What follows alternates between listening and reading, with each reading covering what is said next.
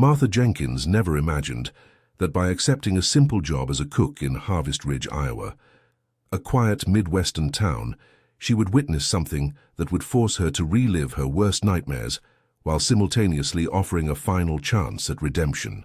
That Tuesday afternoon, when her eyes caught the footage from the hidden camera that the businessman Ethan Brandwein had installed in his own study, Martha's heart nearly stopped.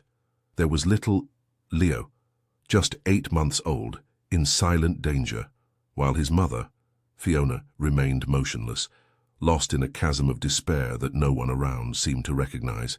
What Martha would uncover in the following months about that seemingly perfect family would reveal devastating secrets, test the limits of her courage, and force her to confront the tragedy that had destroyed her own life years ago. This is a story about an ordinary woman who became the invisible guardian of a collapsing family, about the price of silence and the transformative power of simply caring when everyone else chooses to look away.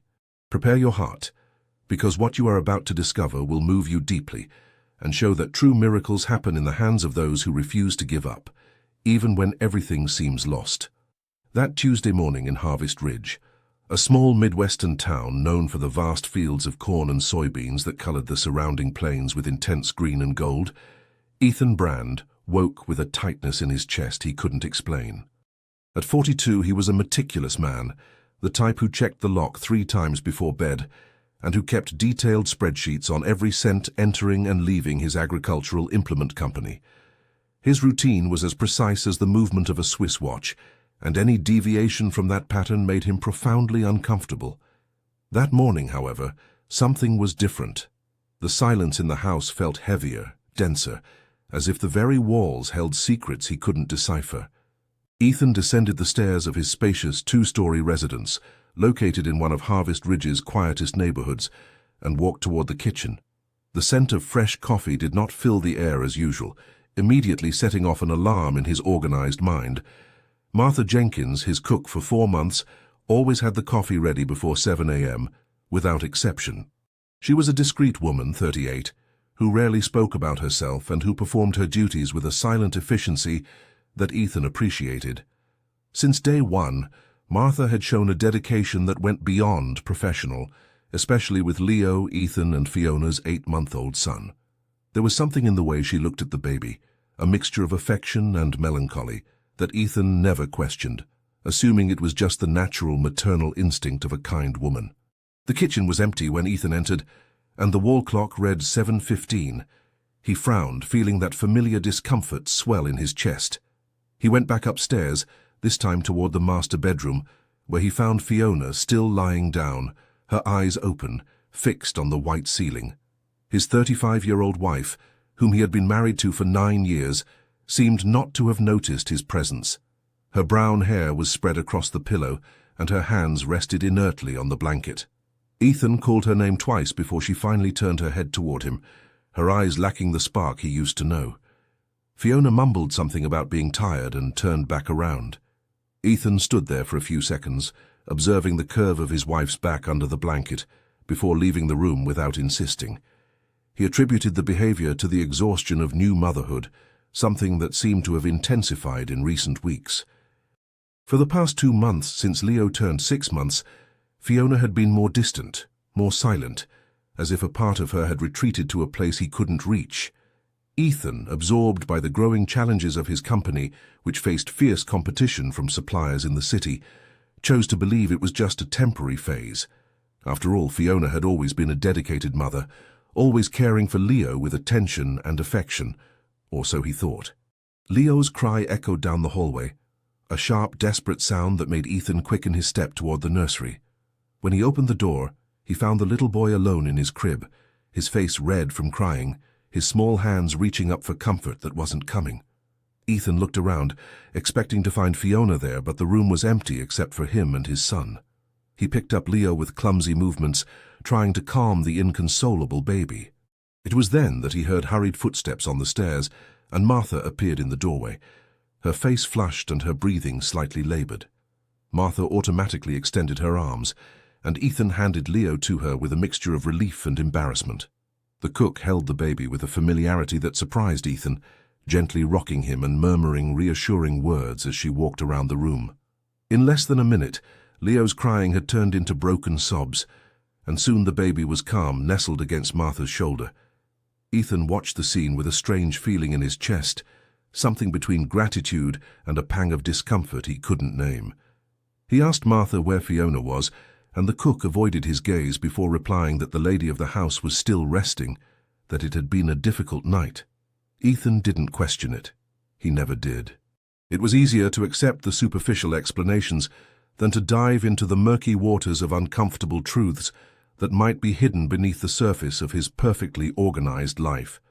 He went downstairs again to the kitchen, where Martha quickly prepared the coffee while holding Leo securely in one arm, moving through the kitchen with a seemingly supernatural efficiency. Ethan drank his coffee in silence, watching Martha feed Leo his bottle, noticing for the first time how the cook knew every detail of the baby's routine, every preference, every need. It was as if she were the mother, not Fiona.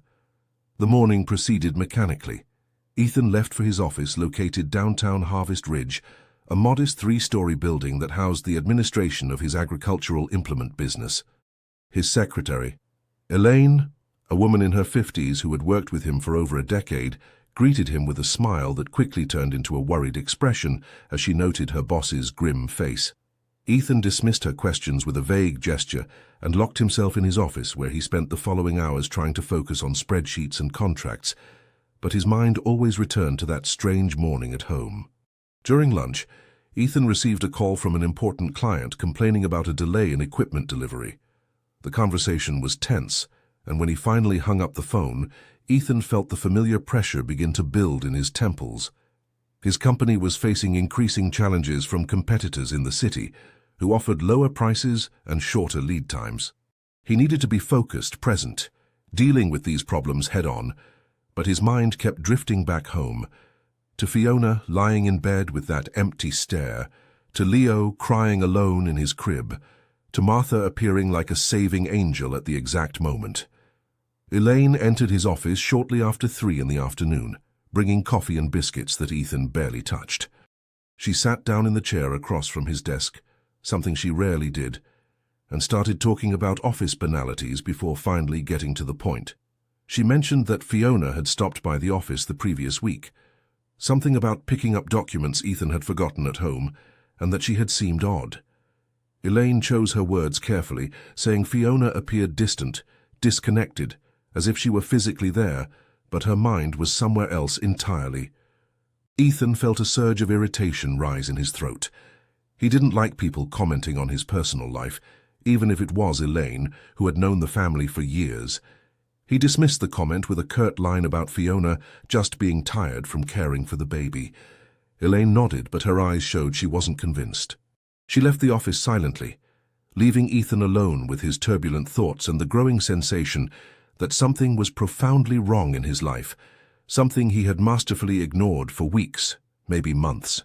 The rest of the afternoon passed in a blur of meetings and phone calls.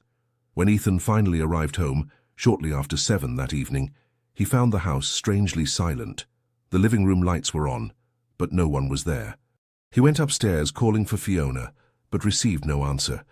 The master bedroom was empty, the bed still unmade from the morning. He walked down the hall to Leo's nursery and found the door ajar. He pushed it open slowly, and the scene that unfolded before him made his heart clench in a way he had never experienced before. Martha was sitting in the rocking chair next to the crib, holding a sleeping Leo in her arms. Her cheeks were wet with tears that silently streamed down her face, and she was quietly humming a lullaby that Ethan didn't recognize. There was such deep pain in her eyes that Ethan felt as if he had invaded a sacred moment of private suffering. Martha hadn't noticed him in the doorway, completely absorbed in her silent vigil over the sleeping baby. Ethan backed away without making a sound, his heart pounding, and descended the stairs with heavy steps. He found Fiona on the back porch, sitting in one of the wicker chairs, staring fixedly into the dark garden. Ethan approached and sat beside her, waiting for her to acknowledge his presence, but Fiona remained motionless, her eyes lost on some distant point that only she could see. Ethan gently touched her arm, and she finally turned her head toward him, but there was no real recognition in her eyes, only a frightening void that made Ethan swallow hard. He asked if she was okay, and Fiona smiled, but it was a mechanical, lifeless smile that didn't reach her eyes. She replied that yes, she was just tired, always the same answer. That night, Ethan barely slept. Lying beside Fiona, who remained still as a statue, he watched the shadows dance on the ceiling, his mind circling, trying to understand what was happening. All the small things he had ignored in recent weeks began to fit into a disturbing pattern. The times he came home and found Leo crying alone. The meals Fiona barely touched, the way she looked at her own son as if he were a stranger, and Martha, always present, always attentive, always filling the empty spaces Fiona left behind. The next morning, Ethan woke up early before the sun rose. He made a decision that would make him question everything he thought he knew about his life. He drove 40 minutes to an electronics store in a neighboring town, Willow Creek, ensuring no one from Harvest Ridge would see him, and bought a small, discreet security camera. He returned home during lunch hour, knowing Martha would be preparing the meal and Fiona would likely be in her usual state of absence. He installed the camera in the living room, hidden behind a decorative vase on the shelf, positioned to capture most of the room and part of the hallway leading to the bedrooms. Ethan felt dirty doing it, as if he were betraying his own family's trust. But the need to know what was truly happening in his house when he wasn't there was stronger than any guilt. He went back to the office and spent the rest of the day unable to concentrate on anything, his mind constantly returning to that hidden camera, imagining what it might reveal. When he arrived home that night, everything seemed normal on the surface. Martha had prepared a delicious dinner, Leo was clean and fed, Fiona was sitting at the table although she barely touched her food. It was a scene of perfect domestic normality, except for Ethan's eyes, which now saw the cracks in the facade. Over the next few days, Ethan checked the camera recordings religiously, always late at night, after Fiona fell asleep. The first recordings showed scenes that, while concerning, were not shocking. Fiona sitting on the sofa for long periods, motionless, while Leo cried in the nursery.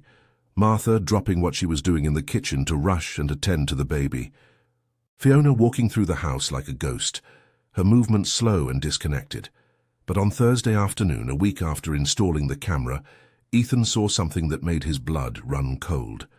The recording showed Fiona lifting Leo from the crib, her movements mechanical and devoid of the tenderness that should accompany a mother holding her child. She walked into the living room and sat on the sofa, the baby in her lap. But she didn't look at him, didn't rock him, did nothing but hold him as if he were an inanimate object. Leo began to cry, a wail that grew in intensity, but Fiona remained motionless, her eyes fixed on some empty point ahead of her. The baby's crying escalated into desperate screams, yet Fiona did not react, showing no emotion or recognition of her son's suffering. It was then that Martha rushed into the room, her face etched with concern, and practically pulled Leo from Fiona's arms. The cook held the baby against her chest, making the soothing movements a mother would, while looking at Fiona with an expression that mixed compassion and something deeper, something Ethan couldn't fully identify but which seemed to be a painful recognition of shared suffering. Fiona looked at Martha, and for a brief moment something seemed to spark in her eyes, a flicker of awareness or perhaps relief, before it extinguished again, leaving only that frightening void. Ethan paused the recording, his hands trembling as he held the laptop. The world around him seemed to have stopped spinning. Everything he thought he knew about his life, his family, his wife, was collapsing before his eyes. And at the center of this chaos was Martha, a woman he barely knew, who was holding his family together in ways he had never realized. Ethan looked to the side, where Fiona slept deeply, aided by sleeping medication she had recently started taking, and felt hot tears stream down his face. How had he not seen? How had he been so blind? The early hours of the morning found Ethan still awake, sitting in the darkness of his home office with the laptop open before him, repeatedly watching the recordings from the past few days. Each time he pressed play, a new layer of denial peeled away, revealing a truth he had refused to see for months. The sun began to rise on the horizon, painting the Harvest Ridge sky with shades of orange and pink, but Ethan barely noticed the beauty of the dawn. His mind was trapped in those images, those captured moments that showed his wife's silent breakdown, and Martha's almost supernatural dedication to keeping everything running. Ethan didn't go to work that morning. For the first time in 15 years leading his company, he simply called Elaine and said he wouldn't be in, offering no explanation. His secretary was silent on the other end of the line for a few seconds before replying that she would handle everything, and there was something in her voice that suggested she knew, or at least suspected, that something serious was happening. Ethan hung up the phone and remained seated in his chair, listening to the morning sounds of the house waking up around him. Light footsteps in the hallway he recognized as Martha's. Leo's soft cry being quickly soothed. The heavy silence coming from the room he shared with Fiona. When he finally went down to the kitchen, he found Martha preparing breakfast with Leo sitting in a high chair beside her. The cook looked up, and her entire body seemed to stiffen upon seeing him there at that hour. Ethan noticed the flash of fear that crossed Martha's face, as if she knew something had changed, that the veil of normalcy they all carefully maintained was about to be ripped away. He sat down at the table without saying anything, accepted the cup of coffee Martha offered him with trembling hands, and watched as she continued her movements around the kitchen, every gesture charged with an almost unbearable tension. Martha fed Leo fruit puree, wiped his face with maternal delicacy, and talked to the baby in a soft tone while carefully avoiding Ethan's gaze. The silence between them was dense, heavy with all the unspoken words floating in the air like ghosts demanding recognition. It was Martha who finally broke the silence, her voice low and loaded with an emotion she struggled to control. She asked if something was wrong, if he needed anything different for breakfast, banal questions that served only to fill the unsustainable void growing between them. Ethan placed the cup on the table with deliberate care and finally looked directly at Martha. "How long have you known?" The question hung in the air, and Martha stopped moving, her hands gripping the edge of the sink, hard enough to turn her knuckles white. She didn't pretend not to understand what he was talking about. After a long moment of silence, Martha turned to face him, and Ethan saw tears forming in her eyes. She replied in a broken voice that since the first month, perhaps even earlier, she had noticed the signs that he, absorbed in his work and his perfectly organized life, had chosen to ignore. Martha's confession came slowly, words interspersed with pauses heavy with emotion. She told him about the afternoons when she found Leo alone, crying for so long that his voice was hoarse.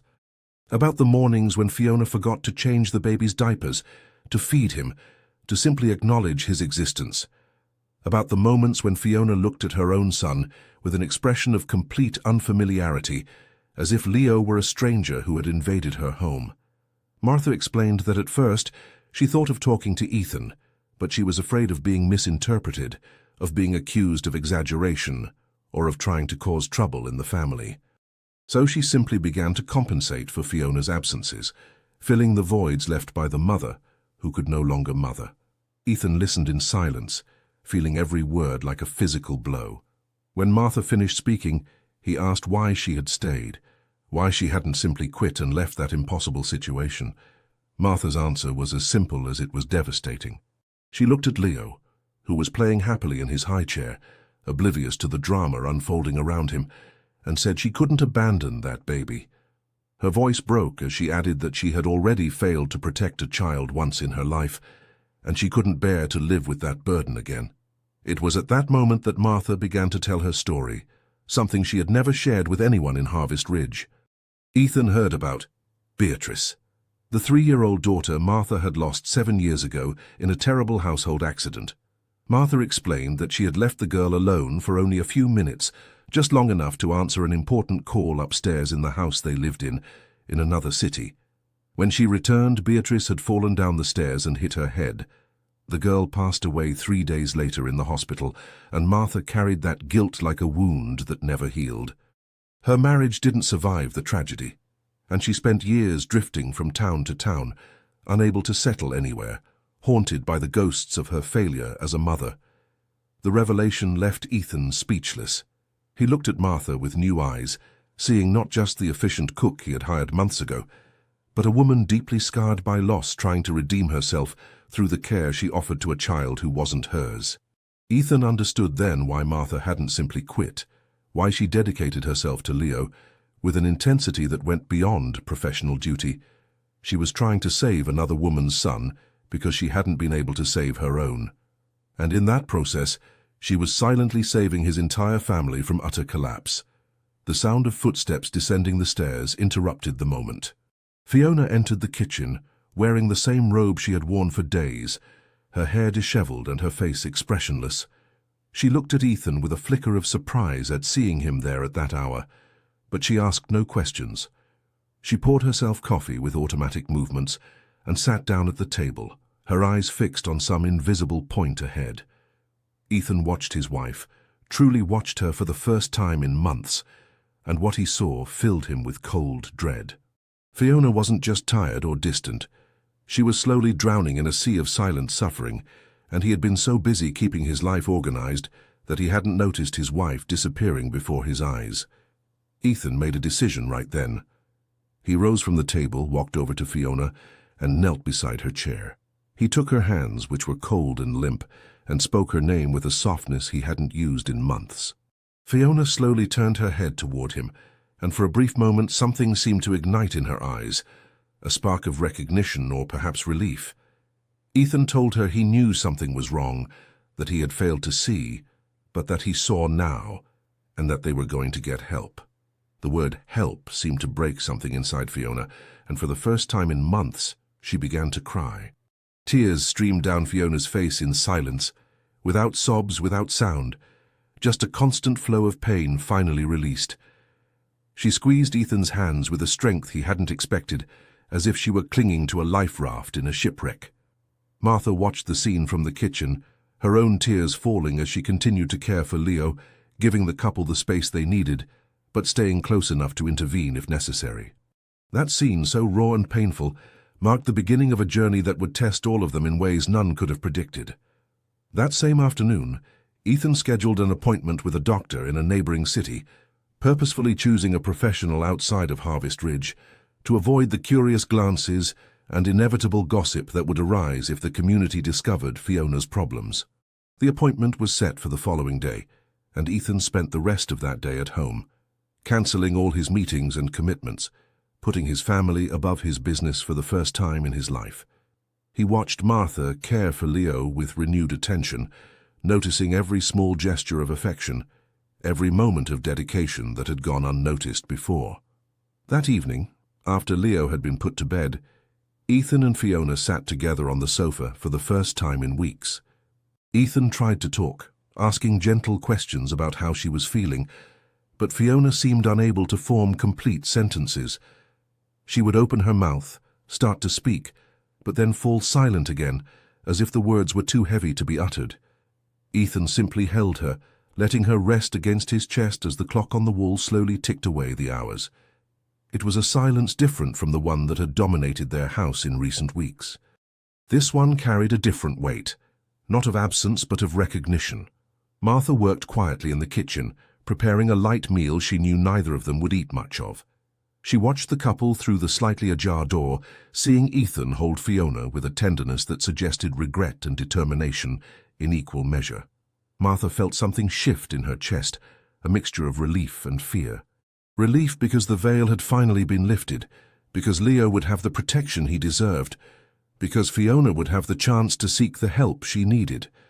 Fear because Martha didn't know what her role would be in this new family configuration, whether there would still be a place for her once things began to reorganize. The medical consultation the next day was brutal in its honesty. Dr. Marcus Sullivan, a seasoned psychiatrist in his 50s, listened to Ethan describe Fiona's symptoms with grave attention. Afterward, he spoke with Fiona alone for nearly an hour, while Ethan waited in the reception area, his restless legs marking time on the tiled floor. When they were finally called back into the office, the diagnosis confirmed Ethan's worst fears. Fiona was suffering from severe postpartum depression, PPD, that had evolved untreated for months, possibly complicated by an attachment disorder that prevented her from emotionally connecting with Leo. Dr. Sullivan explained that Fiona's condition was serious but treatable, though the path ahead would be long and difficult. He prescribed antidepressant medication that would need to be adjusted over the following weeks, recommended individual therapy twice a week, and strongly suggested that Ethan also seek counseling to cope with the situation. The doctor was clear that Fiona would need time to recover, that it wouldn't be a linear process, that there would be good days and bad days, and that family support would be crucial. Ethan listened, a knot in his throat, writing down every instruction, every recommendation, trying to cling to the control that had always been his anchor in times of crisis. The return drive to Harvest Ridge was silent. Fiona looked out the car window, watching the familiar landscape pass in a blur of green and brown. Ethan drove with firm hands on the wheel, but his mind was spinning, trying to reorganize his entire life to accommodate this new reality. He would need to cut back his work hours, be more present at home, and learn to truly see his family instead of just assuming everything was fine. It would be necessary to hire additional help, perhaps a nanny or nurse to assist with Leo's care during Fiona's recovery period. And Martha, he realized with increasing clarity, had become essential in ways that went far beyond her responsibilities as a cook. When they arrived home, Martha was waiting for them at the door with Leo in her arms. The baby smiled upon seeing his parents, reaching his chubby little hands toward them, and Ethan felt his heart break. That innocent smile, that pure trust, all of it had been preserved thanks to Martha, while the world around them fell apart. Fiona looked at Leo, and for the first time Ethan saw something different on her face. Not love yet, but perhaps the beginning of recognition, a small crack in the wall of indifference that had separated her from her son. The following days established a new routine. Fiona started taking the prescribed medication, although the initial side effects left her even more sluggish and disconnected. Ethan drastically reduced his hours at the office, working primarily from home and delegating responsibilities he would normally guard for himself. Martha continued caring for Leo, but now with explicit acknowledgement of her crucial role in the family. There was no longer any pretense that she was just the cook. She was, for all practical purposes, the person keeping that house running, ensuring Leo was loved and cared for, while his biological mother struggled to find her way back to herself. The Harvest Ridge community, as Ethan had feared, began to ask questions. Elaine discreetly mentioned that clients were commenting on Ethan's absence, that neighbors had noticed Fiona was no longer seen on her morning walks with Leo. Ethan faced a decisive moment. He could continue hiding the truth, feeding the culture of silence that allowed suffering like Fiona's to remain invisible, or he could do something different, something courageous that went against all his instincts for control and privacy. It was at a meeting of the local Chamber of Commerce, in the third week after Fiona's diagnosis, that Ethan made his decision. The meeting was drawing to a close, and the president asked if anyone had anything else to add before adjournment. Ethan stood up, feeling all eyes turned to him with curiosity. His voice trembled slightly when he began to speak, but it gained strength as he continued. He told those present about Fiona, about the postpartum depression that had nearly destroyed his family, about his own blindness and failure to see his wife suffering, and about the importance of speaking openly about mental health. The silence in the room was absolute. Some men looked down, uncomfortable with the exposed vulnerability. Some women had tears in their eyes, and Ethan realized he was likely not the only one there who had faced or was facing similar situations. When he finished speaking, no one applauded or offered empty words of comfort, but 3 women approached him after the meeting, each quietly sharing their own stories of silent struggle, thanking him for the courage to bring the issue to light. Ethan returned home that night feeling simultaneously exposed and liberated, as if he had put down a weight he hadn't even known he was carrying. However, not everything followed a smooth path to recovery. In the 4th week after treatment began, Fiona had a particularly difficult episode. Ethan had briefly left to deal with an urgent issue at the office, leaving Fiona and Leo in Martha's care. When he returned, less than 2 hours later, he found the house in chaos.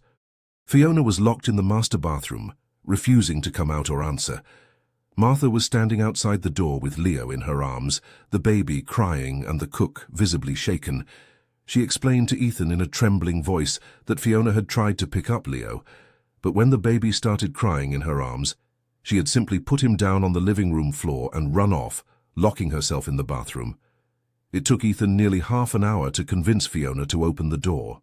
When she finally emerged, her face was swollen from crying, and she repeated endlessly that she was a terrible mother, that Leo would be better off without her, that she didn't deserve to be called a mother. Ethan held her as she collapsed, feeling the depth of the abyss of self-hatred into which Fiona had fallen. He called Dr. Sullivan, who adjusted the medication and scheduled an emergency session for the next day. That night was one of the longest of Ethan's life, watching Fiona sleep under the effect of mild sedatives, terrified of what might happen if he closed his eyes for a moment.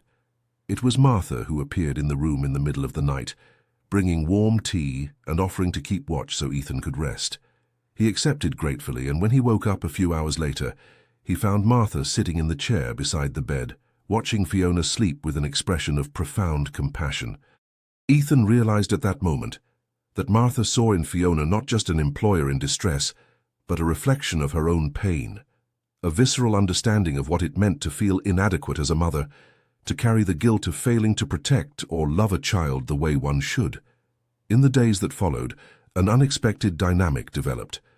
Martha began spending more time with Fiona, not just caring for Leo, but also offering a silent, understanding presence to the suffering mother. They would talk late at night in the kitchen, after Ethan had retired and Leo was fast asleep. Martha shared fragments of her own history, her own failures and guilt, and somehow these confessions helped Fiona feel less alone in her suffering. It was a strange connection, built on shared vulnerabilities, but it was real and powerful in ways that no formal therapy could fully achieve. The end of the second month of treatment brought the first real sign of progress. Ethan came downstairs one morning to find Fiona sitting at the kitchen table, holding Leo in her lap and feeding him his bottle. Her hands trembled slightly, and she still didn't smile at the baby, but there was something different in her eyes, a presence that had been absent for months. Martha watched from the kitchen, giving them space but staying close enough to intervene if necessary. When Leo finished his bottle and let out a satisfied burp, Fiona let out a small broken chuckle, and Ethan felt tears sting his eyes for the first time in weeks. It was just a moment, just a small step, but it was real, tangible progress toward the light after months of darkness. The third month of treatment brought subtle but significant changes to the dynamic of the house in Harvest Ridge. Fiona began to have days when she could get out of bed without the feeling of carrying a crushing weight on her chest. The medication was being adjusted, and although the side effects still left her tired, the dense fog that had obscured her mind for months began slowly dissipating. Ethan observed every small change with a mixture of cautious hope and constant fear that everything might collapse again at any moment. He had learned that recovery was not a straight upward line, but a winding path full of unexpected setbacks and advances. Martha continued to be the invisible foundation upon which everything rested. She woke before dawn, prepared breakfast, cared for Leo with the dedication of a mother, and had now also taken on the unofficial role of Fiona's confidant.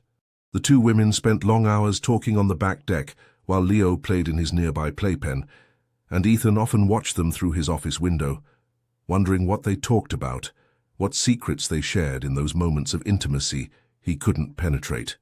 There was a connection between them that transcended the employer-employee relationship, something deeper and more visceral that Ethan recognized but didn't fully understand.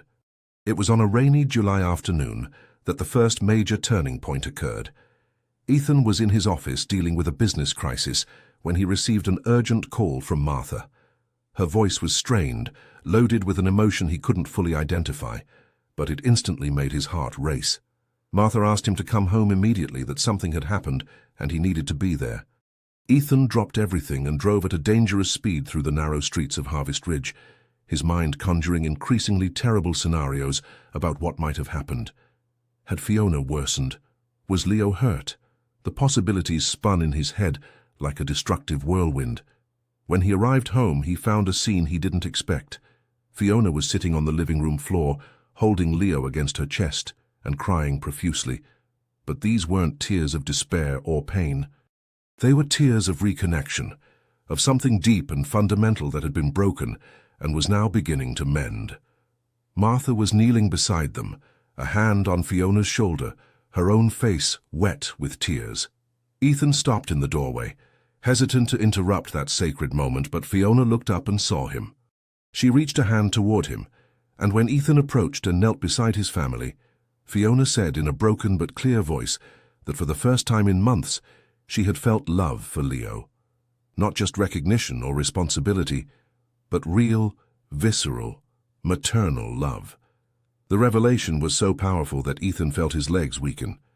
He embraced Fiona and Leo, forming a protective circle around them, and for the first time since everything had begun, he allowed himself to believe that maybe, just maybe, his family would survive this nightmare. Martha discreetly stepped back, giving them space, but Fiona called her back, gripping her hand tightly and thanking her through sobs for keeping Leo safe when she couldn't, for being the mother she herself couldn't be. Martha broke down in tears, years of guilt and pain finally finding release through that recognition, that gratitude she never expected to receive. The following days were marked by cautious hope.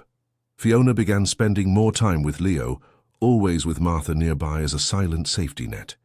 She fed the baby, changed his diapers, and played with him for short periods before needing to retreat when the emotional exhaustion became unbearable. Ethan mentally documented every moment, every small victory, knowing these were the bricks with which they were rebuilding their family, one by one, with painful and persistent effort. He also started noticing changes in himself. He was more present, more attentive, less obsessed with control, and more open to the vulnerability that came with truly connecting with the people he loved. Ethan's company, however, began to show signs of strain under his partial absence. Clients complained of delays, suppliers questioned decisions Ethan had delegated to subordinates, and rumors began circulating in Harvest Ridge about the financial stability of his business. Elaine frequently called with growing lists of problems that required his personal attention, and Ethan found himself trapped between two incompatible realities. His family needed him at home, but his company, which supported that family, was beginning to collapse without his constant presence. It was an impossible equation with no clear solution, and the pressure began manifesting in constant headaches and renewed sleepless nights. It was Martha who first noticed Ethan's deterioration. She watched him during breakfast, seeing the dark circles under his eyes, the way his hands trembled slightly holding the coffee cup, the visible tension in his shoulders. After Fiona took Leo to the nursery for a diaper change, Martha sat at the table across from Ethan and spoke with a gentle yet firm candor.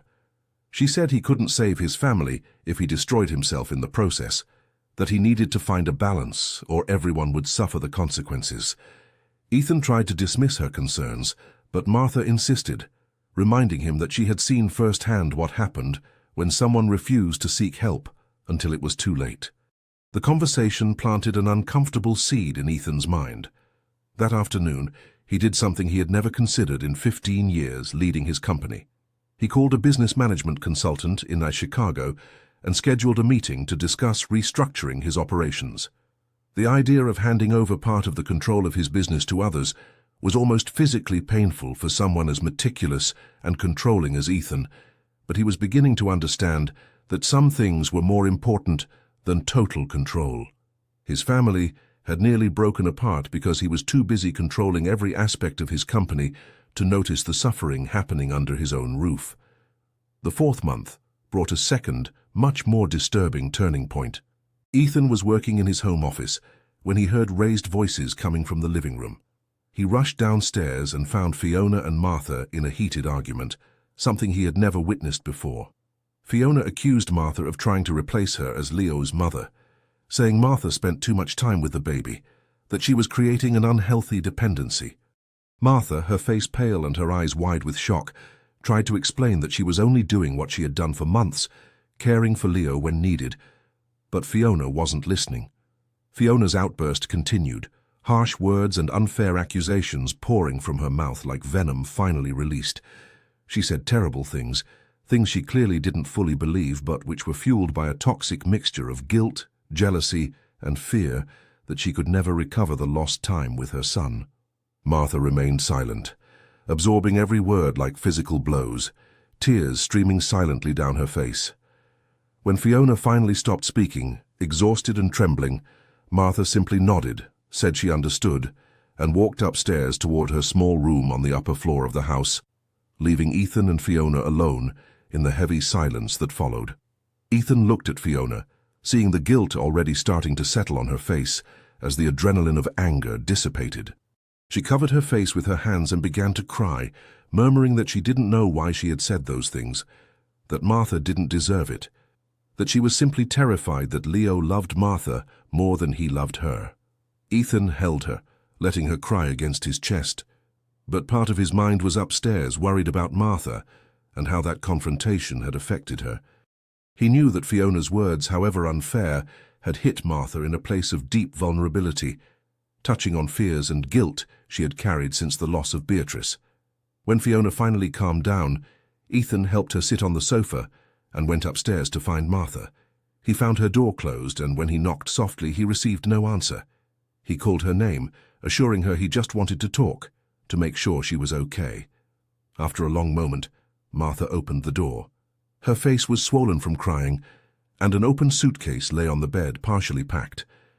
Ethan's heart sank. Martha said in a weary voice that perhaps it was better if she left, that her presence was clearly causing more problems than solutions, that Fiona was right in saying she had overstepped boundaries. Ethan entered the room and closed the door behind him. He sat on the bed beside the half-packed suitcase and told Martha to sit too. When she reluctantly obeyed, he began to speak with brutal honesty about what would have happened to his family if Martha hadn't been there. He said Leo would have suffered severe neglect, that Fiona would have sunk further into her depression without witnesses, that he himself would have remained blind until it was too late to fix anything. Martha tried to interrupt, but Ethan stopped her, insisting she listen. He explained that Fiona's words came from a place of pain and fear, not truth, and that they both needed Martha there as they navigated the difficult road ahead. Martha listened in silence, tears still running down her face.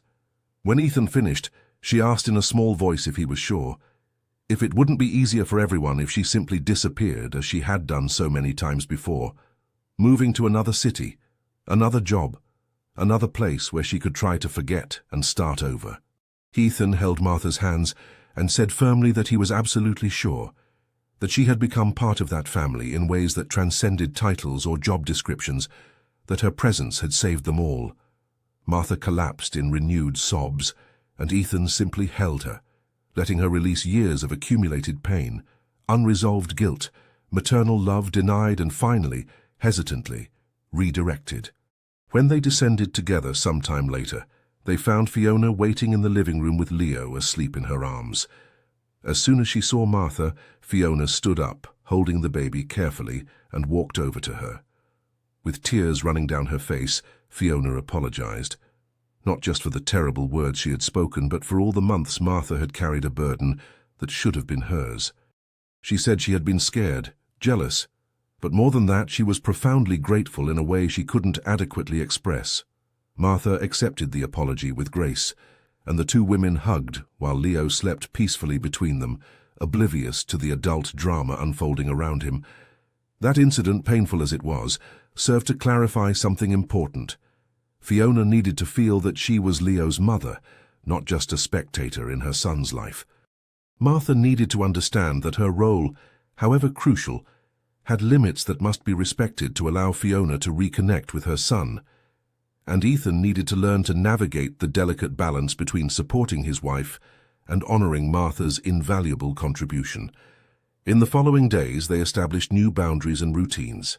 Martha would continue caring for Leo, but always encouraging and facilitating Fiona's time with the baby, stepping back when appropriate instead of instinctively taking control. The 5th month brought encouraging signs of genuine progress. Fiona was having more good days than bad. Her connection with Leo was gradually strengthening, and she even started leaving the house again, taking short walks around the neighborhood with the baby in the stroller. The women of Harvest Ridge she encountered on these walks reacted in varied ways. Some offered genuine smiles and words of encouragement. Others awkwardly looked away, and some made veiled comments that made it clear the rumors about Fiona's illness had spread through the small community. Fiona learned to ignore the stares and comments, focusing on each step forward instead of dwelling on external judgment. Ethan implemented the changes suggested by the managing consultant, delegating significant responsibilities to trusted managers and establishing systems that allowed the company to function without his constant supervision. It was a painful process for someone accustomed to controlling every detail, but the results were surprisingly positive. the company not only continued functioning, but some aspects even improved with the introduction of new perspectives and ideas. Ethan still worked long hours, but now they were at home where he could interrupt to have lunch with Fiona, play with Leo, or simply be present in ways that had been impossible before. One September afternoon brought an unexpected visitor. Dr. Marcus Sullivan, Fiona's psychiatrist, requested a home visit, something that was not his usual practice. He arrived late in the afternoon, and Fiona received him with visible nervousness, fearing he was there to deliver bad news or suggest some drastic change in treatment. But when they sat down in the living room, with Ethan beside Fiona and Martha discreetly busy in the nearby kitchen, Dr. Sullivan explained that he wanted to see how Fiona was in her natural environment, outside the clinical setting of the office. He observed the interactions between Fiona and Leo, asked gentle questions about the daily routine, and talked at length with Ethan about the changes they had implemented in the house. Before leaving, Dr. Sullivan asked to speak with Martha. It was a short conversation, held in the kitchen while Fiona fed Leo in the living room. The doctor thanked Martha for the role she had played, explaining that in all his years of practice, he had rarely seen a support system as effective as the one that had naturally developed in that house. He said that Martha had, without formal training or official recognition, provided the kind of constant and compassionate care that made the difference between recovery and deterioration in cases like Fiona's. Martha listened with tears in her eyes, years of feeling inadequate and failed finally receiving validation from a professional who understood the seriousness of the situation. When Dr. Sullivan departed, he left the family with a cautiously optimistic assessment. Fiona was making real and sustained progress, though she still had a long road ahead. The medication would need to continue for at least another 6 months to a year. Therapy should be maintained, and the support system they had built needed to remain intact. But for the first time since the diagnosis, the doctor used the word recovery without heavy qualifiers, and that single word filled the house with a hope that had been absent during months of uncertain struggle. The night that followed was quiet, almost normal. Martha prepared a special dinner. Fiona managed to eat a full portion for the first time in weeks, and Leo filled the house with his giggles as Ethan made him fly through the air like an airplane. After the baby was put to bed, the 3 adults sat on the back deck with fresh coffee, watching the stars begin to appear in the darkening Harvest Ridge sky. They didn't talk much, but the silence was comfortable, full of shared understanding and unexpressed gratitude. It was a moment of peace stolen from a turbulent journey, and they all knew there would still be challenges ahead. But tonight, simply being together, all still standing despite everything, was enough.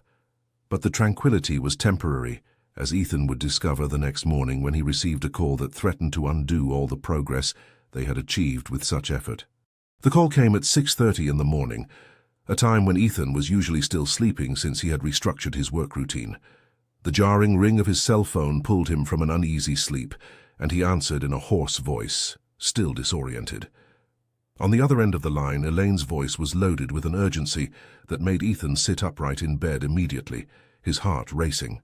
His secretary explained that she had received a call from one of the company's main clients, Mr. Gus Peterson, owner of one of the region's largest corn and soybean farms, informing her that he was cancelling all contracts with Ethan's company and taking his business to a competitor in the city.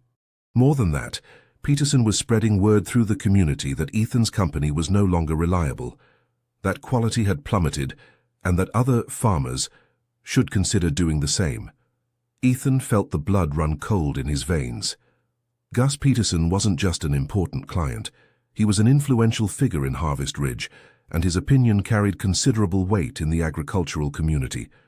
If other clients followed suit, the company Ethan had built over 15 years could collapse in a matter of months.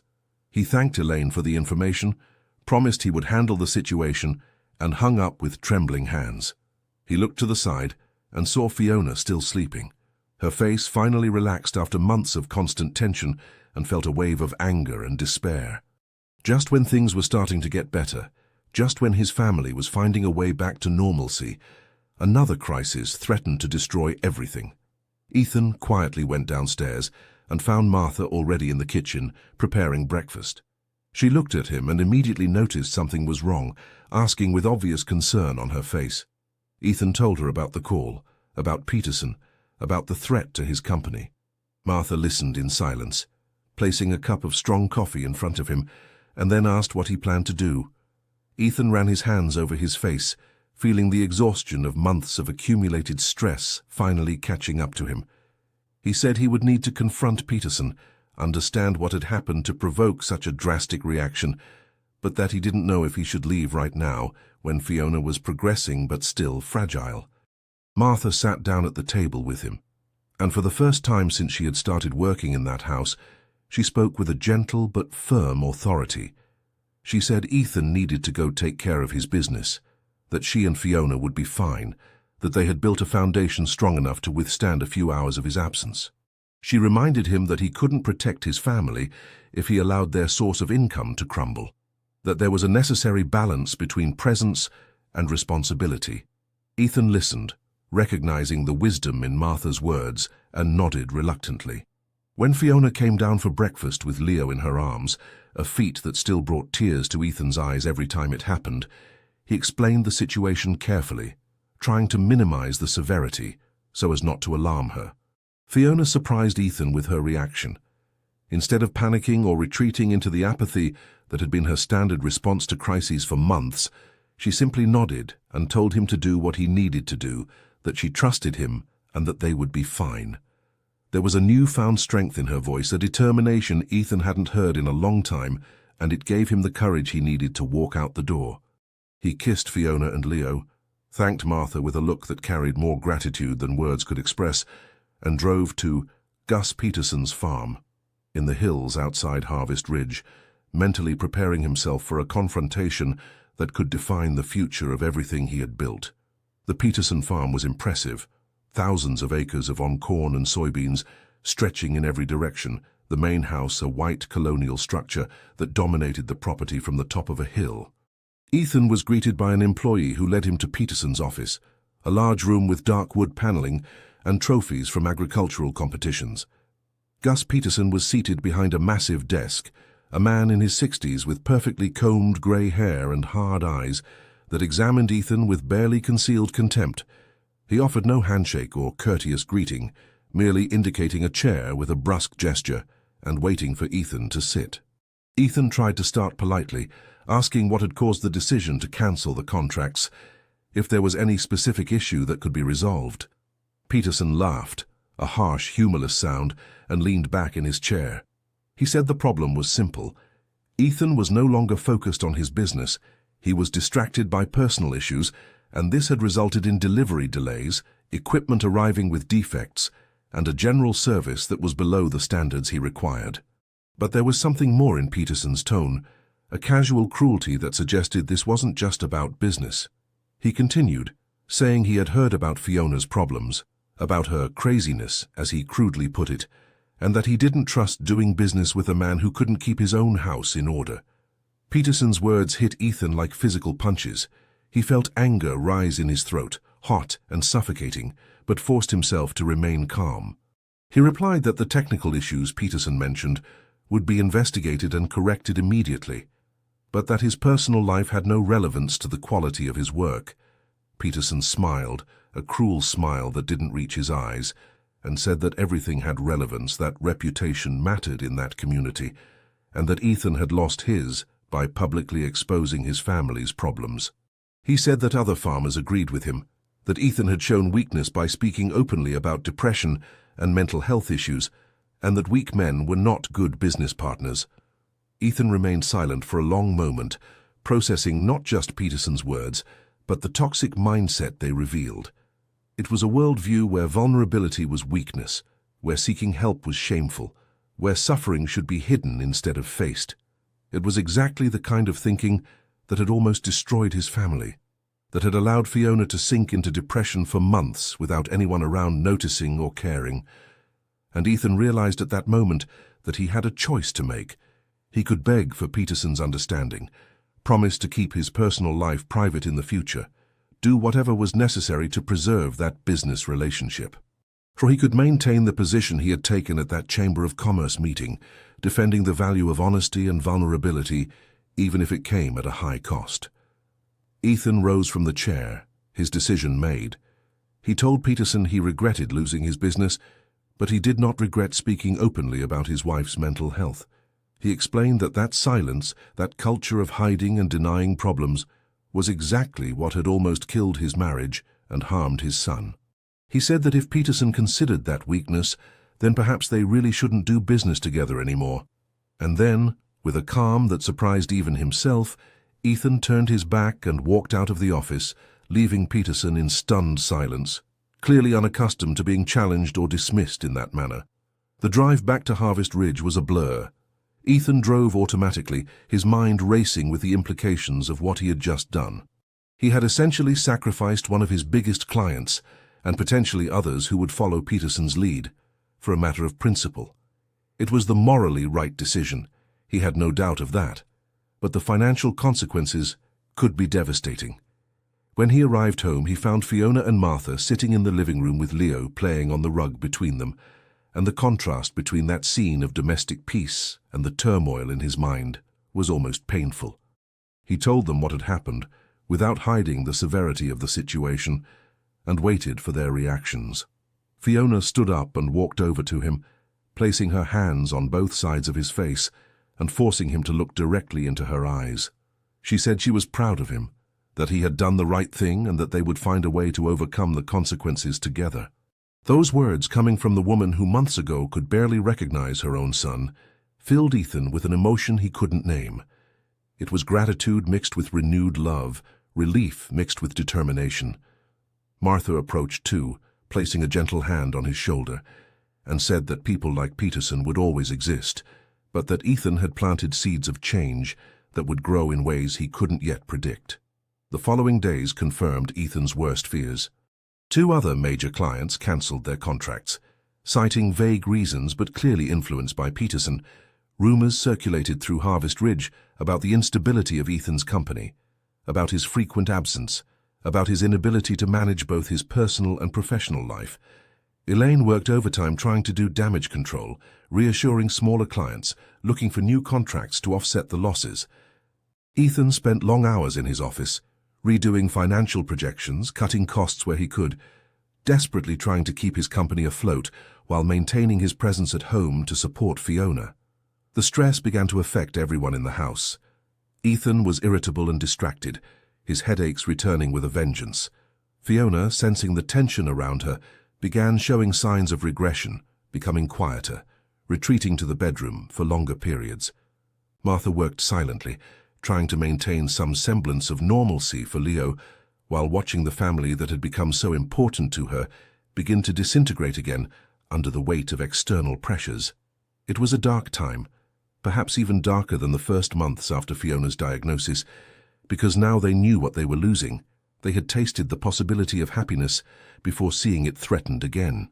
It was on a particularly difficult night, when Ethan was in his office battling spreadsheets that refused to balance, no matter how many times he redid the calculations, that he heard a soft knock on the door. Martha entered, carrying tea and cookies, and sat down in the chair across from his desk without invitation. Ethan looked at her with surprise, but Martha simply began to speak. She said she had savings, not much but enough to help cover some house costs for the next few months if necessary. She said she could work without salary for a while if it helped. She said she had already lost one family and was not willing to stand by while watching another fall apart. Ethan was too moved to speak for a moment. When he finally found his voice, he thanked Martha, but said he couldn't accept her money, that she had already given so much without asking anything in return. Martha shook her head and said he didn't understand. She explained that this family had given her something she thought she had lost forever, a purpose, a chance at redemption, a family to love even if it wasn't officially hers. She said Leo had filled a hole in her heart that she thought would remain empty for the rest of her life, that Fiona had become the sister she never had, and that Ethan had shown her it was possible to be vulnerable and strong at the same time. This family hadn't just saved Martha from a life of aimless wandering, it had saved her soul. Martha's words broke something inside Ethan, a final barrier of control he had been desperately holding in place. He collapsed into tears, years of tension and fear finally finding release. Martha stood up and walked around the desk, placing a comforting hand on his shoulder as he cried, not offering empty words of comfort, but simply being present in his pain. When Ethan finally calmed down, he wiped his eyes and looked at Martha with renewed gratitude. He said he would accept her help, not the money, but her constant presence, her wisdom, her strength, that had been the anchor of that family during the most difficult months. The unexpected turnaround came from a completely unlikely source. The following week, Ethan received a visit from Mrs. Eleanor Vance, a 70-year-old woman who owned a mid-sized farm in the region and had been a client of his company for over a decade. She arrived unannounced, asking to speak with him privately. Ethan received her in his home office, curious but cautious. Mrs. Vance got straight to the point. She said she had heard about Ethan's problems with Peterson and other farmers, and she wanted him to know that not everyone in the community shared those old-fashioned views. Mrs. Vance recounted that she herself had struggled with depression after the loss of her husband years ago, and that the culture of silence in Harvest Ridge had nearly destroyed her. She said Ethan's courage in speaking openly had inspired her and several others to seek help for their own struggles. More than that, she had spoken with other small and medium-sized farmers who were equally tired of the arrogance of men like Peterson, who dominated the community through intimidation and social pressure. Mrs. Vance proposed forming a EAT Farmers Cooperative of smaller operations that would exclusively do business with Ethan's company, smaller contracts individually, but collectively they could offset the loss of the large clients. Ethan could barely believe what he was hearing. He asked why she would do this, why she would risk antagonizing powerful figures like Peterson. Mrs. Vance smiled, a weary but determined smile, and said she was too old to be afraid of men like Peterson, and that the time had come for Harvest Ridge to evolve beyond its toxic mentalities. She said she wanted to live in a community where people could be honest about their struggles without fear of judgment, where seeking help was seen as strength instead of weakness. And if supporting Ethan was a way to promote that change, then that was exactly what she would do. In the following days, Mrs. Vance's proposal gained traction. 12 small and medium-sized farmers joined the cooperative, each committing to doing business with Ethan's company. The individual contracts were smaller than the ones he had lost, but the combined volume was enough to stabilize his company and even provide some growth. More than the financial impact, this represented a fundamental shift in Harvest Ridge. Lines were being drawn, not between rich and poor, but between those who embraced vulnerability and change and those who clung to old ways of thinking. News of the cooperative spread quickly through the town. Peterson was furious, trying to pressure some of the smaller farmers to reconsider, but Mrs. Vance held the group together with her iron resolve. Ethan watched it all with a mixture of relief and admiration, realizing that his decision to stand his ground, however risky it had been, had triggered something larger than he could have imagined. It wasn't just about his company surviving. It was about a community beginning to question and challenge norms that had caused silent suffering for generations. At home, the positive changes continued. Fiona was more stable, more connected, more present. She now spent most of the day caring for Leo, with Martha acting more as support than as the primary caregiver. The bond between mother and son was strengthening daily, small victories that accumulated into real and tangible progress. Martha watched with satisfaction mixed with melancholy, happy about the progress but aware that her role was shifting, that eventually Fiona wouldn't need her in the same way. It was a bittersweet transition, necessary but painful, and Martha mentally prepared herself for the day it would be time to let that family move forward without her. But that day was still distant, and for now they continued building together, an unconventional yet deeply connected family, navigating challenges and celebrating victories, learning that true strength came not from hiding vulnerabilities, but from facing them with honesty and courage. The 6th month brought a subtle but significant change in the atmosphere of the house in Harvest Ridge. Fall had arrived, painting the plains surrounding the town with shades of yellow and brown, and there was a sense of harvest in the air, not just from the corn and soybean fields that dominated the region, but also from a family that was finally beginning to reap the rewards of months of arduous, painful work. Fiona now woke up before Leo most mornings, going to the nursery to watch him sleep, a ritual she had missed for months and now reclaimed with silent gratitude. Her hands no longer trembled when she held her son, and her eyes had recovered a sparkle Ethan thought he had lost forever. Martha watched these changes with a mix of joy and growing apprehension. She knew her role was evolving, that the urgent, desperate need that had defined her first months in that house was gradually transforming into something different. Fiona no longer needed someone to take over her maternal responsibilities.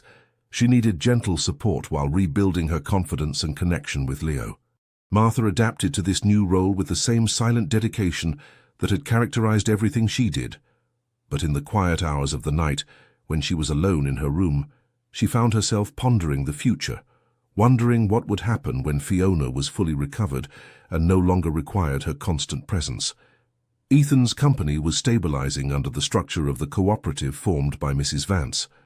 The contracts were more demanding, requiring attention to specific details of each smaller farm instead of large uniform orders. But there was a satisfaction in the work Ethan hadn't felt in years. He knew his clients personally, understood their individual challenges, and could adapt his services in ways that created genuine relationships rather than purely commercial transactions. Elaine commented several times that she had never seen Ethan so engaged and energized with his work, and he realized that the crisis provoked by Peterson, however painful it had been, had forced a necessary transformation in how he conducted his business. It was on a sunny October afternoon that the next major turning point began to unfold. Ethan was in his home office when he heard agitated voices coming from the living room. He rushed downstairs and found Fiona sitting on the sofa, holding Leo with a look of shock on her face, while Martha stood near the window, visibly tense. Fiona looked at Ethan with wide eyes and said something extraordinary had just happened. Leo, who was about to turn one, had just taken his first steps, not just 1 or 2 wobbly steps, but a determined walk of nearly 10 feet across the room, from Martha's arms toward Fiona.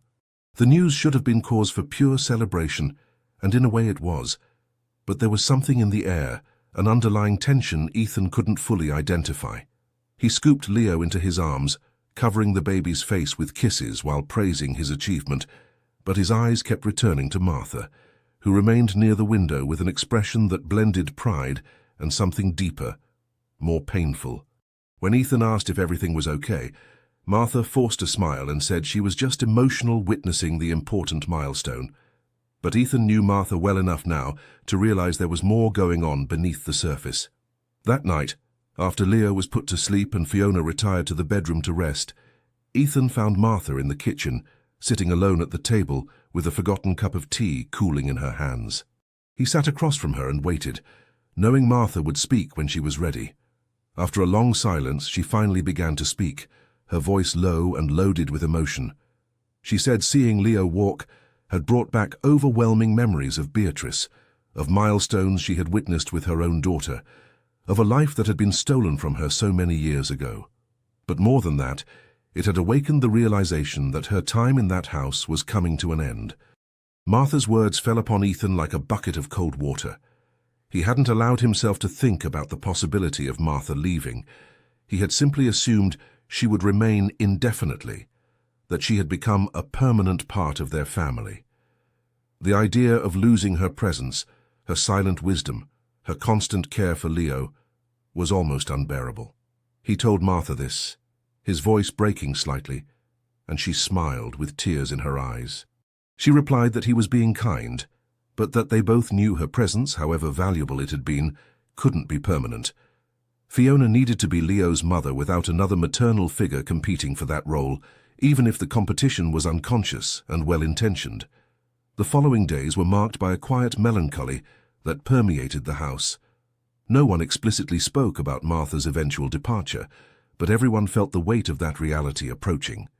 Fiona, with her renewed sensitivity after months of therapy, noticed the change in Martha's demeanor and gently confronted her one night in the kitchen.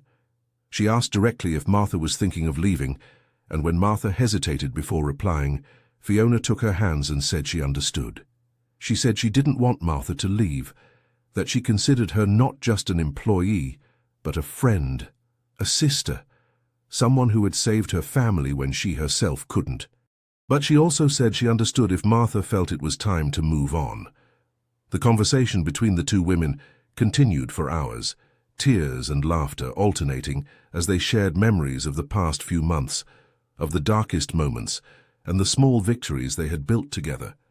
Martha revealed that she wasn't sure what she would do if she left that house. She had no concrete plans or specific destination in mind. Fiona suggested that perhaps Martha could remain in Harvest Ridge, find another job in town, stay a part of their lives even in a different capacity. Martha considered the idea, but there were reservations in her eyes. She knew that staying so close, watching Leo grow but not being an integral part of his daily life, might be more painful than leaving completely. The situation remained unresolved for weeks, an underlying tension that everyone felt, but no one forced to a conclusion. Meanwhile, life continued its march forward. Leo's first birthday was approaching, and Fiona was determined to organize a celebration, something she wouldn't have been capable of doing months ago. She spent days planning every detail, making lists, contacting relatives and friends, investing an energy that demonstrated how much she had recovered of herself. Ethan watched with pride and relief, seeing his wife not just functioning but flourishing, reclaiming her place in the family and the world.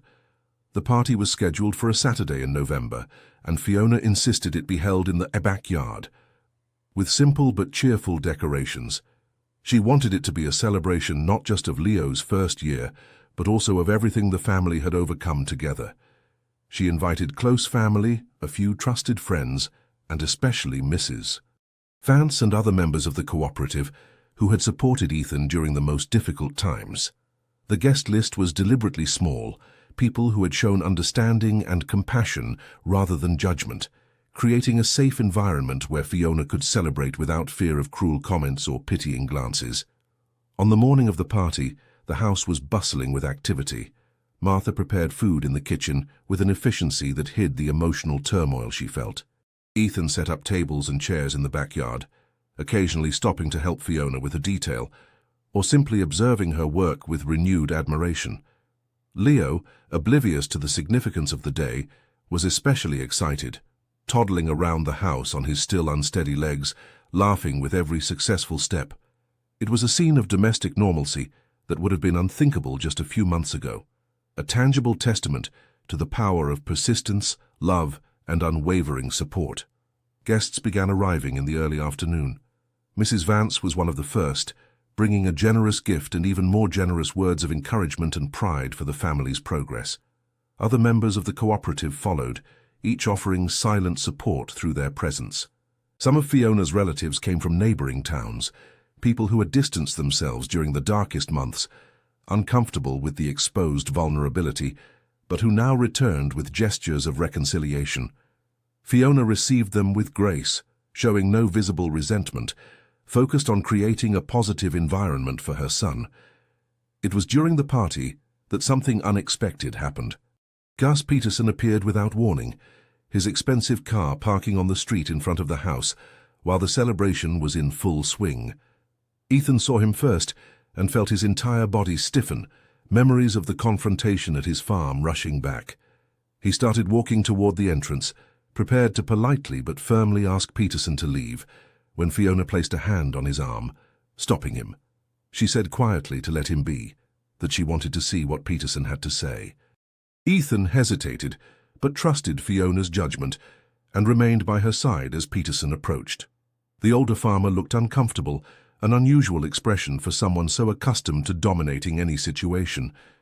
He stopped a few feet away and removed his hat, holding it in his hands in a gesture that seemed foreign to him. Peterson began to speak, his words coming with difficulty, as if each syllable had to be forcibly extracted. He said he had come to apologize, that his words and actions had been inappropriate and cruel.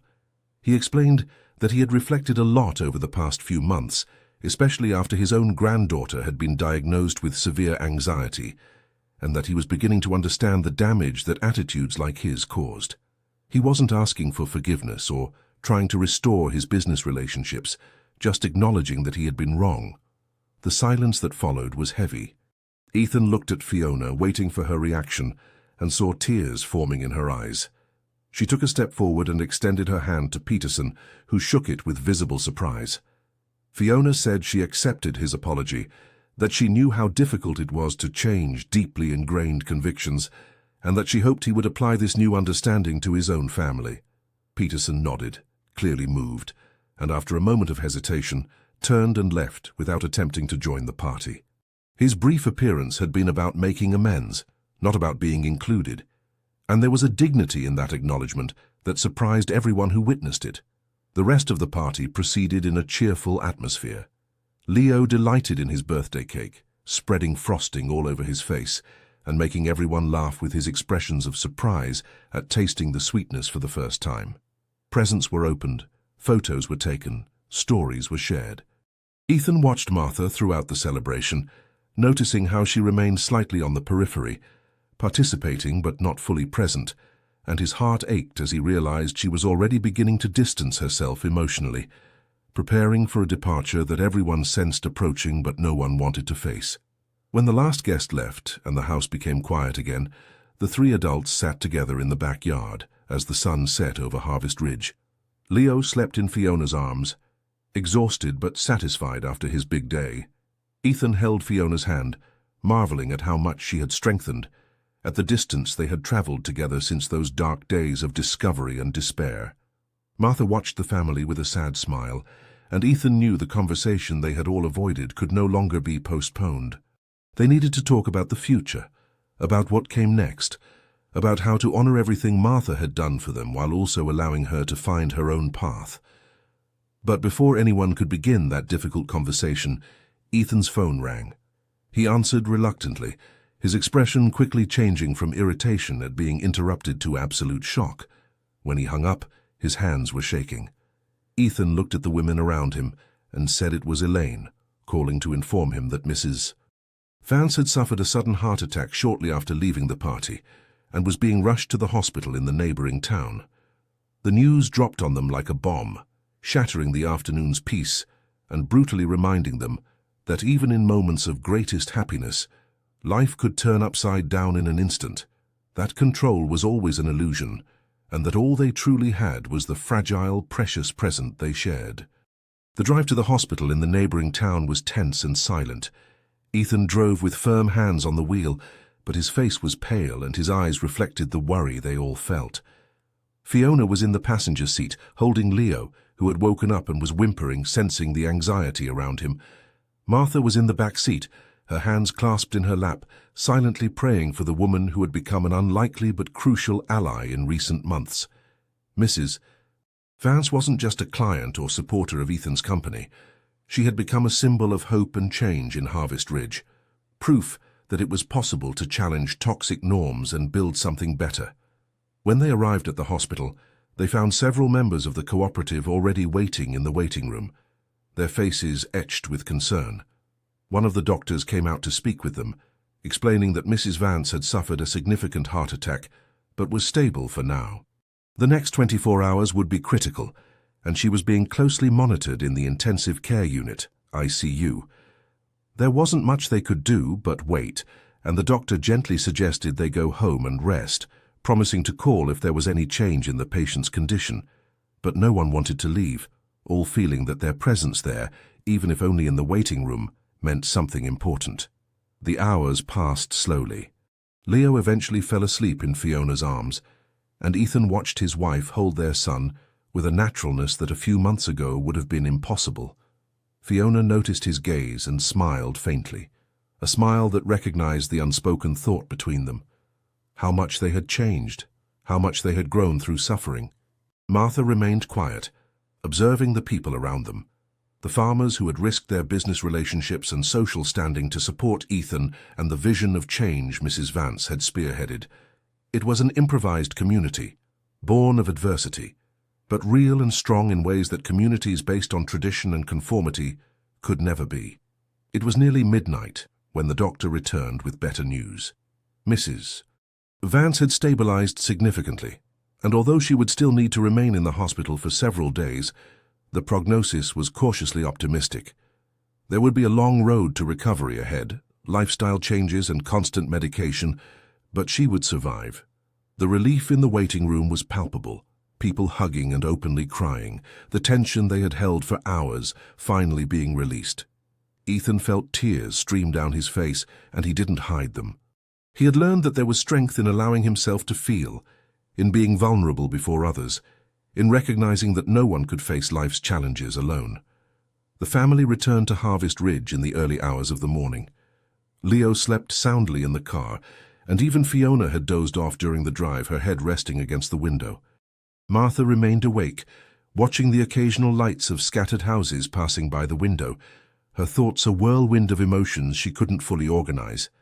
The day had been a roller coaster, from the joy of Leo's birthday party to the terror of Mrs. Vance's heart attack, and all of it had crystallized something in her mind, a clarity about what she needed to do next that was simultaneously liberating and devastating. When they arrived home, Ethan carried the sleeping Leo to his crib while Fiona wearily dragged herself to the bedroom. Martha, however, remained in the kitchen, making tea that no one would drink, needing to do something with her hands while her mind raced. Ethan came downstairs after settling Leo and found Martha sitting at the table, 2 cups of steaming tea in front of her. He sat down without saying anything, waiting, and Martha finally raised her eyes to meet his. With a voice firm despite the tears that threatened to fall, Martha said it was time for her to leave, not in an indefinite future, but soon, perhaps within a couple of weeks. The decision was made. Ethan felt the floor disappear beneath his feet.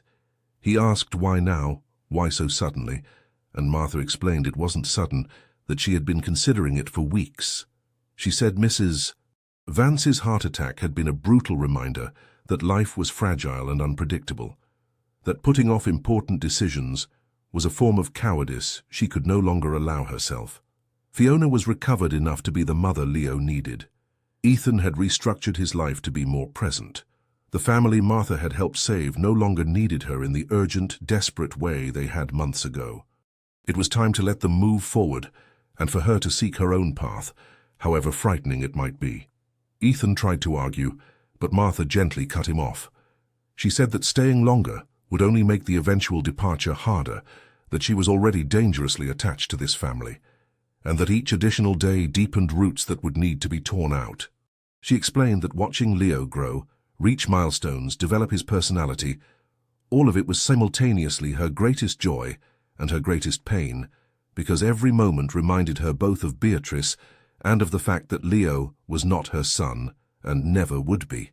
She had found redemption and purpose in that house, but she also needed to learn to live beyond redemption, to build a life of her own that wasn't defined by being necessary to another family. The following days were marked by a heavy melancholy that permeated every corner of the house.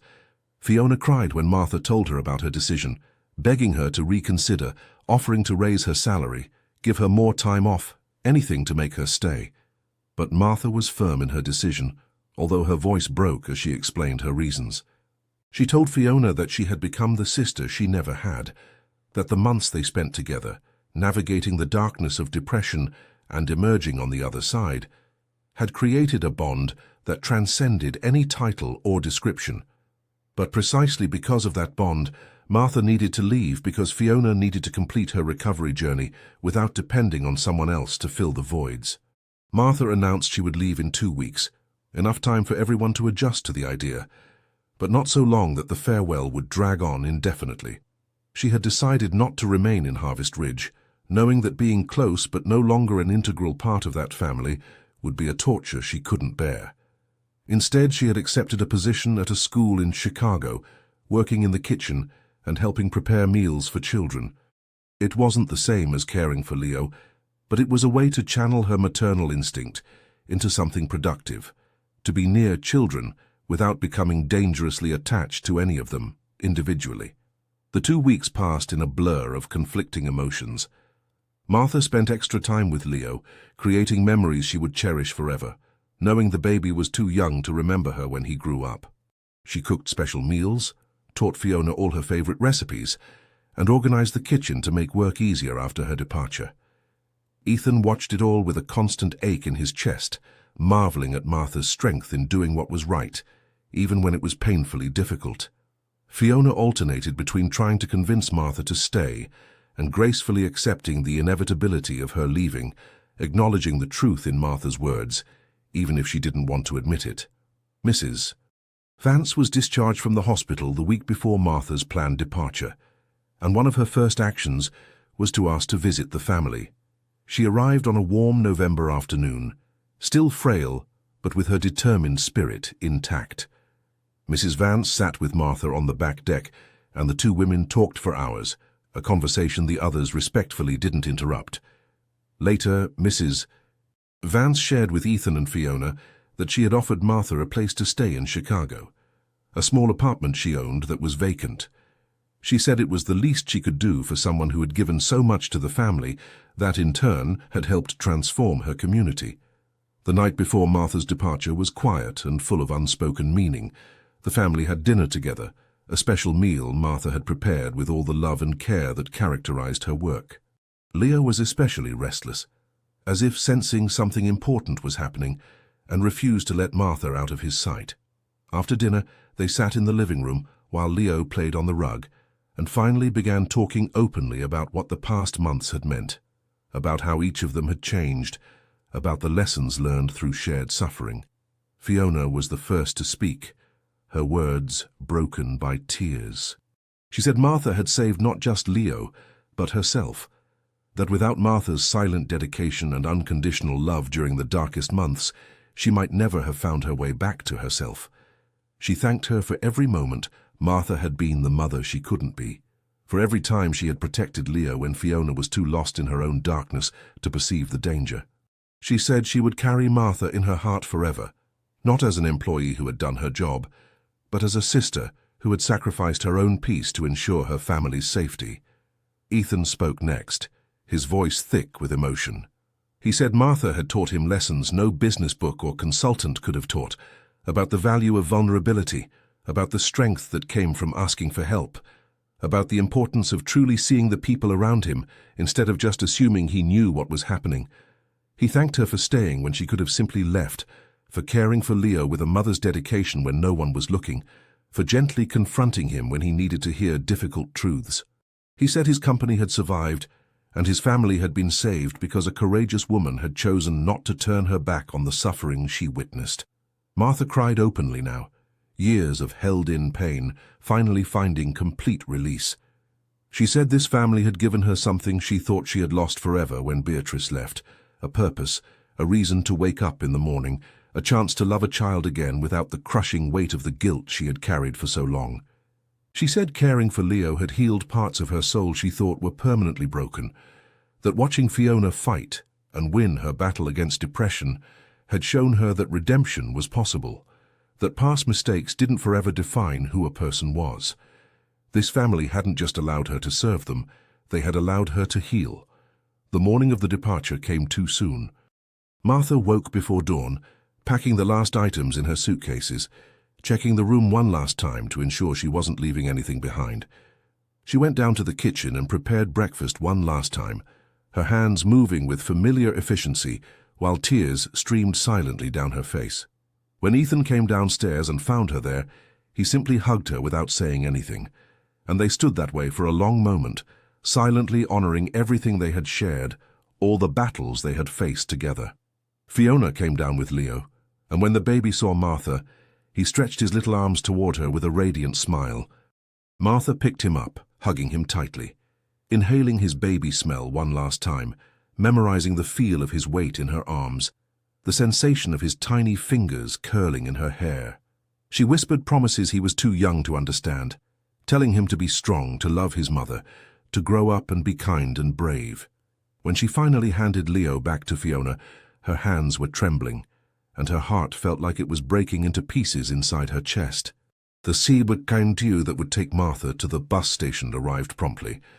Ethan carried her bags out to the car, while Martha took one last turn through the house, touching the walls, observing each room, engraving everything into her memory.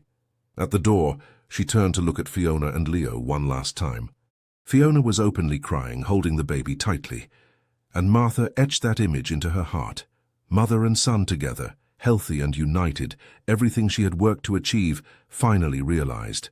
It was a bittersweet farewell, full of pain but also of profound satisfaction, in knowing that her work there was complete.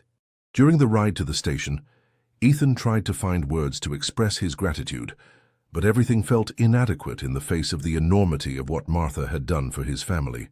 Finally, he simply said that she would always have a place in their lives, that the doors of their house would always be open to her, that she was not an employee who was leaving, but an essential part of their family history. Martha thanked him with a choked voice, but they both knew that future visits would be rare if they happened at all. It was kinder to make a clean break, to allow everyone to move forward without the constant pain of seeing each other, without being able to return to the intimacy they had shared. At the bus station, Ethan helped Martha with her bags and stayed with her until it was time to board. They spoke of practical matters. Martha would call when she arrived in Chicago. Ethan would transfer the generous bonus he had insisted on giving her despite her protests. Mrs. Vance would meet her upon arrival to help her settle into the apartment. But beneath the practical words were layers of unexpressed emotion, years of shared experiences compressed into a few intense months that had fundamentally changed them all. When the boarding for the bus to Chicago was announced, Martha and Ethan hugged one last time, and he whispered in her ear that she had saved his family in ways she would never fully know. At home, Fiona held Leo on the back deck, watching the plains around Harvest Ridge bathed in the soft morning light. The baby pointed to a bird in the sky, saying something unintelligible but clearly excited, and Fiona smiled through her tears. She thought of Martha, that extraordinary woman who had appeared in her life at the exact moment she needed her most, who had mothered her son when she couldn't, who had stood firm through storms that would have made any reasonable person flee. Fiona made a silent promise. She would honor Martha's sacrifice by being the best mother she could be, ensuring Leo grew up knowing he had been loved not just by his parents, but by a courageous woman who had chosen to care for him when he needed it most. Ethan returned home and found Fiona and Leo on the deck.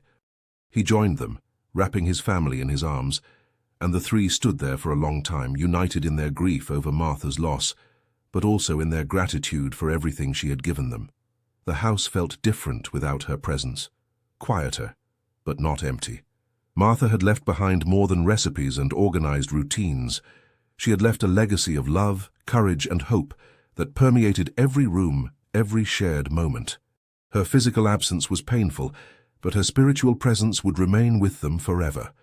The following months brought new adjustments and challenges. Fiona fully took over Leo's care, and although there were difficult days where the shadow of depression threatened to return, she had learned to recognize the signs and seek help before they became overwhelming.